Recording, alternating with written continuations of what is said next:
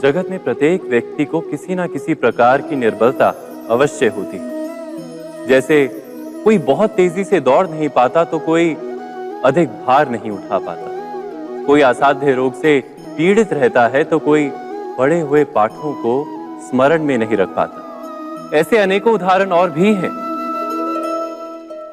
क्या आप किसी ऐसे व्यक्ति को जानते हैं जिसे सब कुछ प्राप्त हो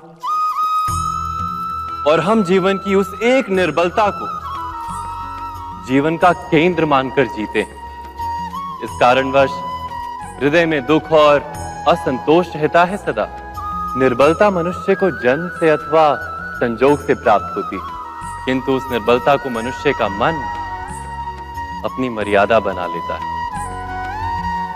किंतु कुछ व्यक्ति ऐसे भी होते हैं जो अपने पुरुषार्थ और श्रम से उस निर्बलता को पराजित कर देते हैं। क्या भेद है उनमें और अन्य लोगों में? क्या आपने कभी विचार किया है? सरल सा उत्तर है इसका।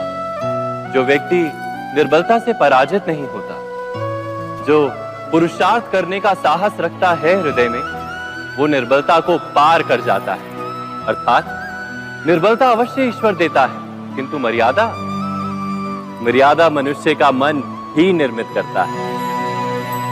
स्वयं विचार कीजिए।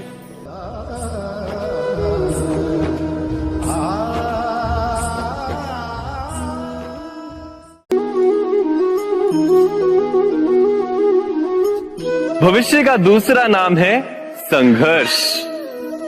हृदय में आज इच्छा होती है और यदि पूर्ण नहीं हो पाती तो हृदय भविष्य की योजना बनाता है। भविष्य में इच्छा पूर्ण होगी ऐसी कल्पना करता रहता है, किंतु जीवन ना तो भविष्य में है ना अतीत में। जीवन तो इस क्षण का नाम है, अर्थात इस क्षण का अनुभव ही जीवन का अनुभव। पर हम ये जानते हुए भी इतना सा सत्य समझ नहीं पाते। या तो हम बीते हुए समय के स्मरणों को घेर कर बैठे रहते हैं, या फिर आने वाले समय के लिए हम योजनाएं बनाते रहते हैं और जीवन जीवन बीत जाता है। एक सत्य यदि हम हृदय में उतार लें कि ना हम भविष्य देख सकते हैं, ना ही भविष्य निर्मित कर सकते हैं, हम तो केवल धैर्य और साहस के साथ भविष्य को आलिंगन दे सकते हैं, स्वागत कर सकते हैं भविष्य का। तो क्या जीवन का हर पल जीवन से नहीं भर जाएगा? स्वयं विचार कीजिए।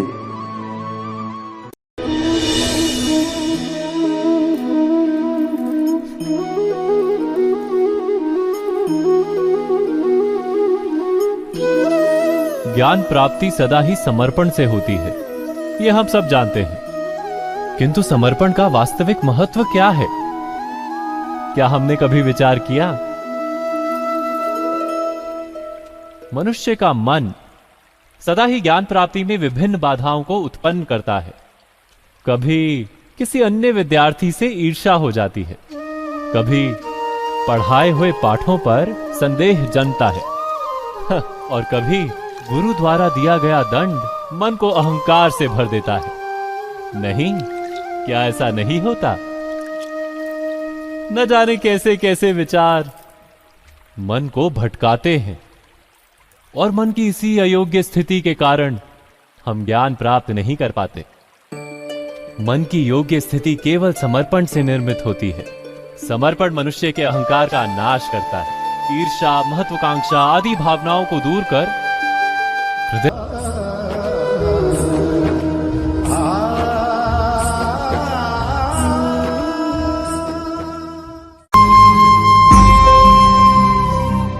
प्रत्येक मनुष्य के जीवन में ऐसा क्षण अवश्य आता है जब सारे स्वप्न, सारी आशाएं, सारे दृश्य ध्वस्त हो जाते हैं। जीवन के सारे आयोजन ही बिखर जाते हैं। एक और धर्म होता है और दूसरी ओर सुख। इसी को धर्म संकट कहते हैं। जब धर्म का वहन ही संकट हो और धर्म का त्याग ही सुख हो।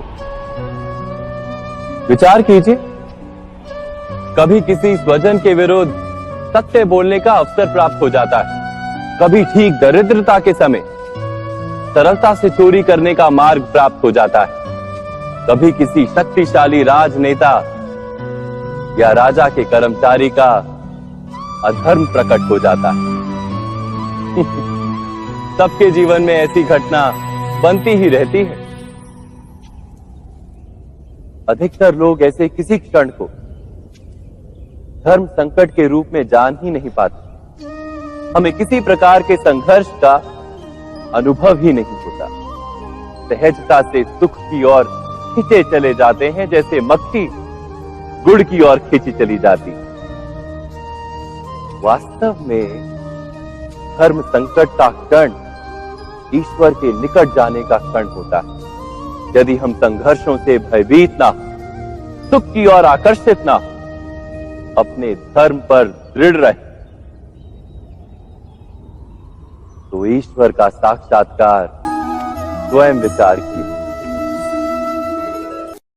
दो व्यक्ति जब निकट आते हैं तो एक दूसरे के लिए सीमाएं और मर्यादाएं निर्मित करने का प्रयत्न अवश्य करते हैं। हम यदि सारे संबंधों पर विचार करें तो देखेंगे कि इन सारे संबंधों का आधार यही सीमाएं हैं जो हम दूसरों के लिए निर्मित करते हैं।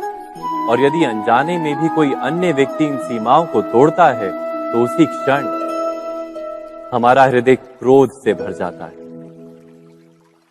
इन सीमाओं का वास्तविक रूप क्या है? क्या हमने कभी विचार किया?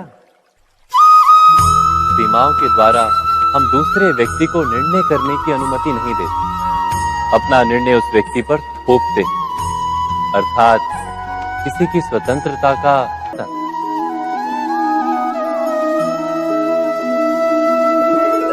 पर यदि एक दूसरे की स्वतंत्रता का सम्मान किया जाए तो किसी मर्यादाओं या सीमाओं की आवश्यकता ही नहीं होती।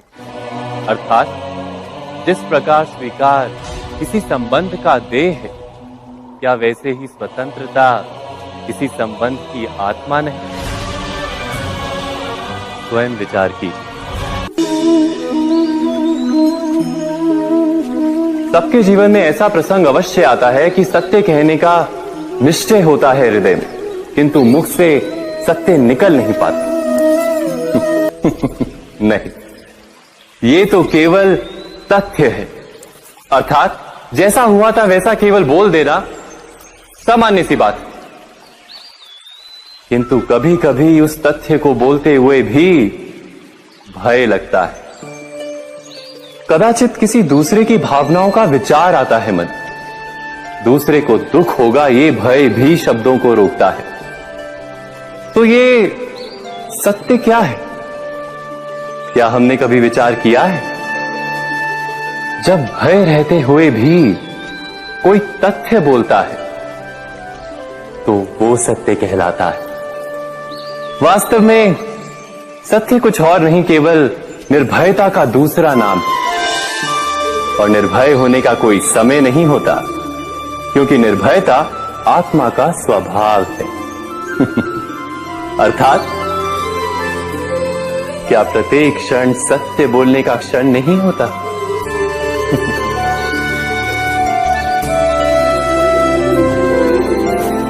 स्वयं विचार कीजिए।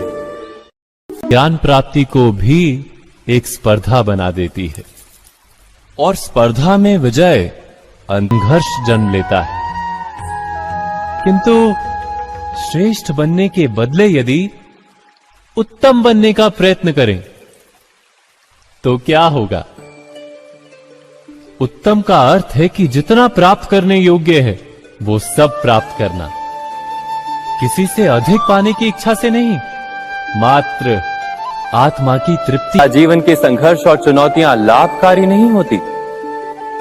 क्या प्रत्येक नया प्रश्न एक नए उत्तर का द्वार नहीं खोलता? तो फिर संतानों को नए नए प्रश्नों, संघर्षों और चुनौतियों से दूर रखना, ये उनके लिए लाभ करना कहलाएगा या हानि पहुंचाना?